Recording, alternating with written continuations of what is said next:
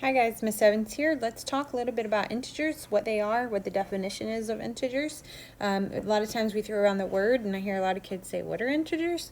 So integers are a set of whole numbers. That's a key word here, that they are whole numbers, okay, and they're opposites. That means we are not talking about decimals. We are not talking about fractions. We're talking about whole numbers, okay? So if we have a number line here and we're talking about these numbers that are on this number line, all of them would be integers because they are all whole numbers, okay? The opposites of the counting numbers would create the negative side of this, so this is your negative side of the number line.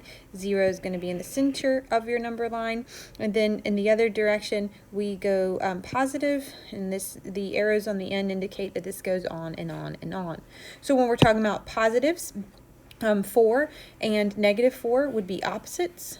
Think of the symbol plus or minus on an integer as like a direction sign. So when we're talking about a number line, that kind of indicates which direction you're going to go. If it has a negative sign, you're going to go to the left of the number line, the left of the 0. And if you're talking about a positive integer, you're going to go to the right of the 0 on your number line. We usually do not put a symbol in front of a positive number, so normally we would have just write 3. We've been doing that ever since we were like 3 or 4. We don't go around writing a positive 3. We don't have to do that. Not that it would be wrong if you did, it's just not necessary. A quick review of absolute value. Absolute value is the distance an integer is away from 0 on a number line. One thing to remember here, this is probably the most important point here, is that distance is always positive.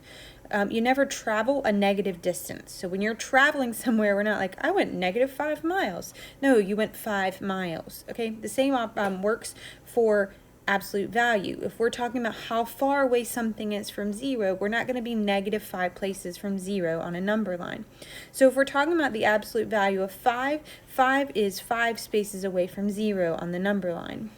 Okay, so if we're talking about -5, here's -5 here. I want to know how far away it is from 0 on a number line. I can do my jumps here. 1, 2, 3, 4, 5, and it is 5 places away from 0. Therefore, the absolute value of 5 is 5, and the absolute value of -5 is also 5. That's just a basic introduction on what integers are and a review of absolute value.